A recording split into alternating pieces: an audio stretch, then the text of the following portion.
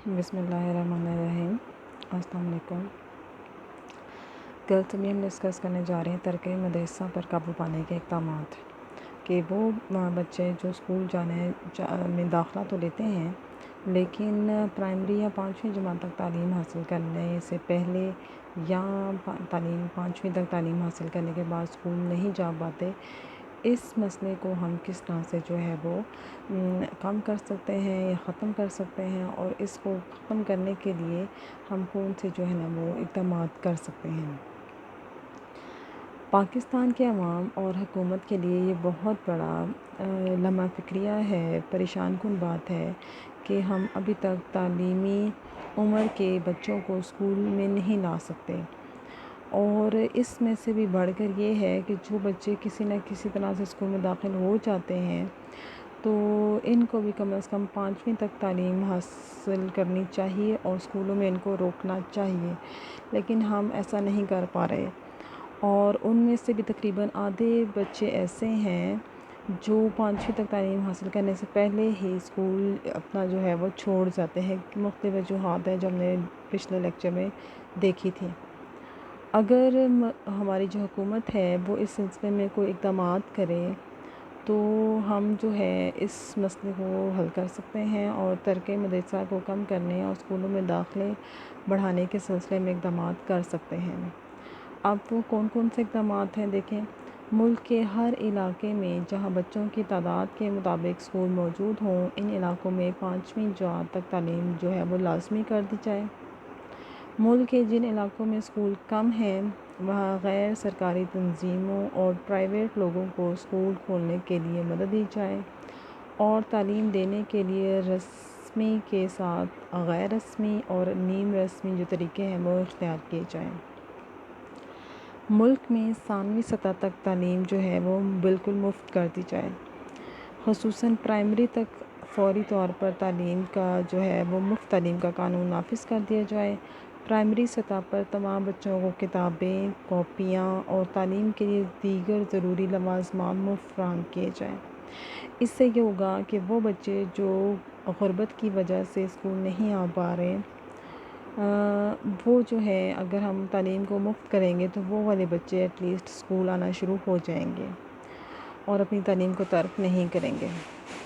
School میں غیر حاضر نہ ہونے والے اور اچھی تعلیمی پوزیشن حاصل کرنے والے طلباء کو وظائف دیے جائیں، خصوصاً لڑکیوں کو اسکولوں میں اچھی حاضری کے لیے تعلیمی وظیفہ دیا جائے۔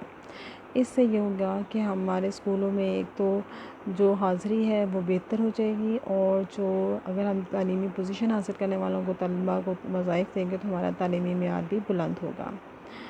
اسکولوں میں تعلیم کے لیے جو درکار سامان ہے اور طبی سہولیات ہیں ان کو فراہم کیا جائے، ان کو خوبصورت اور پرکشش بنایا جائے اسکولوں کو، تاکہ بچے اسکول میں شوق سے آنا پسند کریں، انہیں اپنا اسکول اچھا لگے، اپنے اساتذہ جو ہیں ان کا بیہیویئر اچھا لگے، تاکہ وہ چھٹی نہ کریں اور اپنے اسکول ریگولر آئیں، اور ہم ان کو اتنا اچھا تعلیمی ماحول دیں کہ وہ ترک مدرسہ کا خیال جو ہے وہ دل میں نہ لائیں۔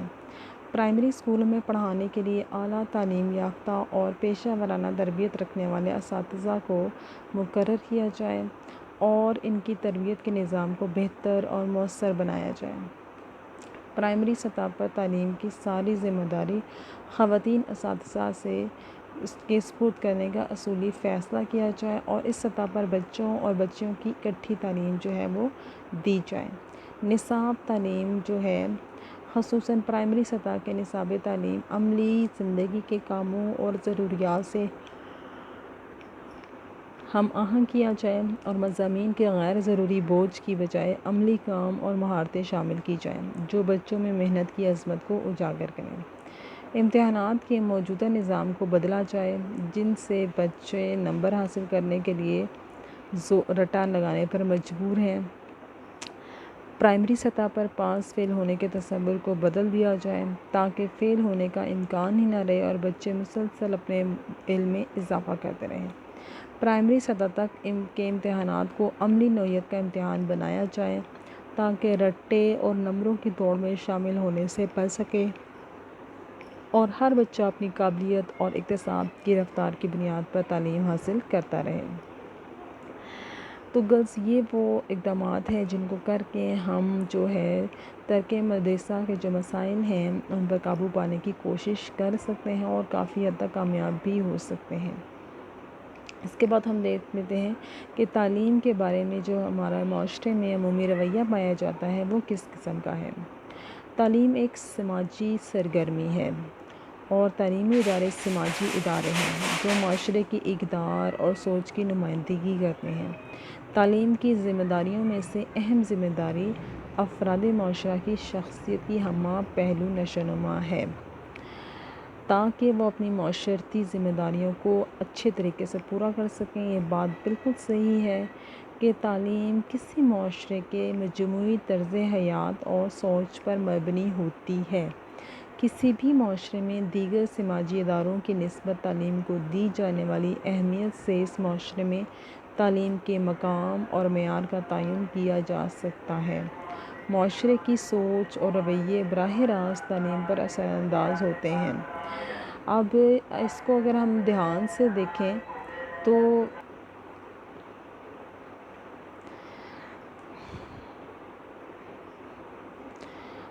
تو ہمارا جو ہے یہ بات بالکل صحیح ہے کہ تعلیم کسی معاشرے کے مجموعی طرز حیات اور سوچ پر مبنی ہوتی ہے۔ کسی بھی معاشرے میں دیگر سماجی اداروں کی نسبت تعلیم کو دی جانے والی اہمیت سے اس معاشرے میں تعلیم کے معیار اور مقام کا تعین کیا جا سکتا ہے۔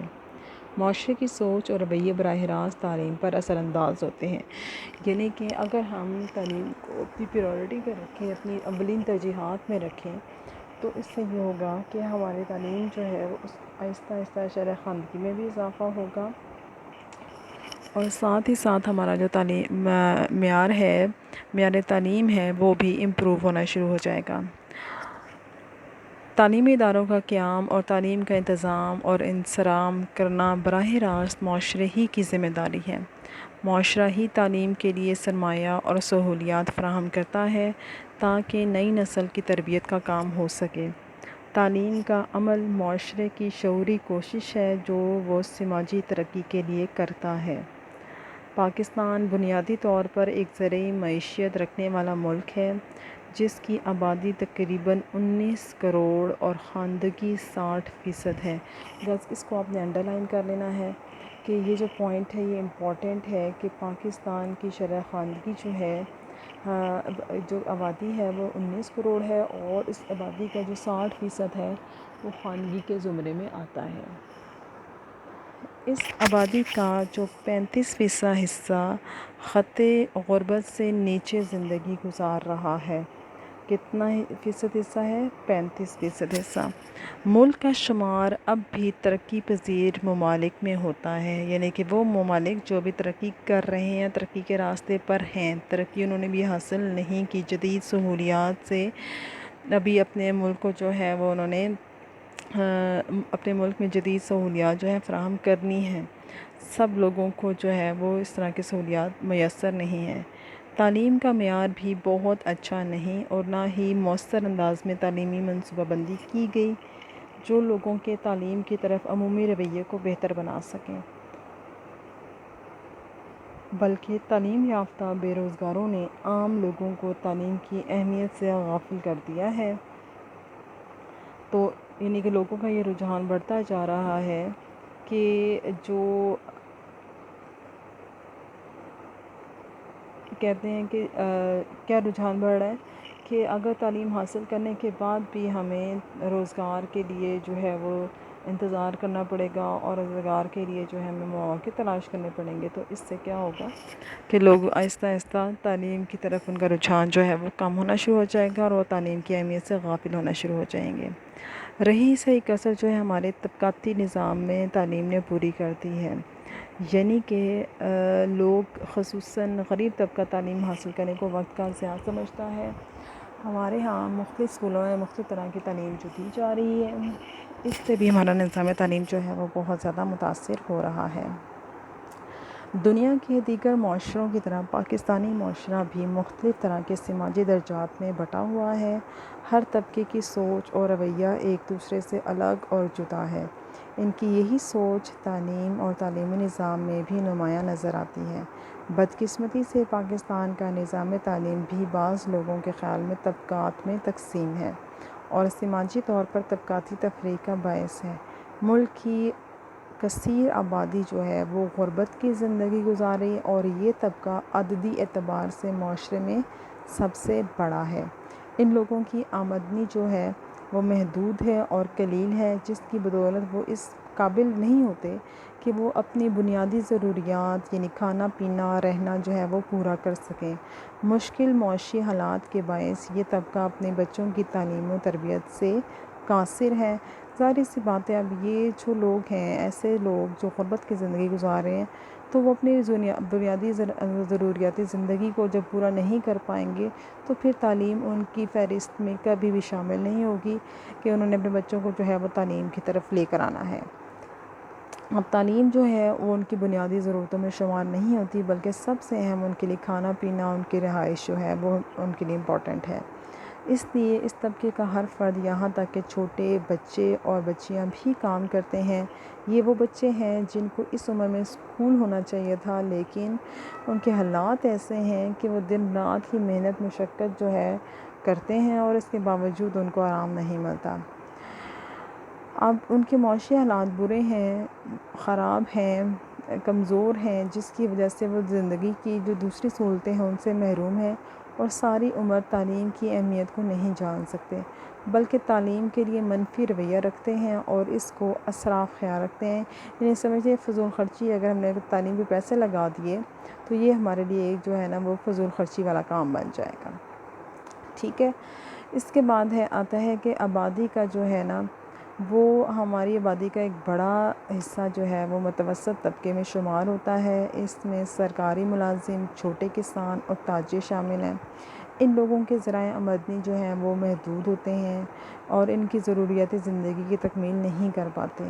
معاشرے میں حاصل سماجی مقام کو نبھانے کی خاطر ان کی زندگی کی ضروریات اور تقاضے جو ہیں وہ دوسرے طبقات سے زیادہ ہوتے ہیں۔ اپنے معاشی مقام، رتبے اور عہدے کو ملحوظ خاطر رکھتے ہوئے معاشی اور معاشی طور پر ہمیشہ دباؤ کا شکار رہتے ہیں۔ اب معاشرے کا یہ طبقہ جو ہے وہ اقتصادی مشکلات کا شکار ہے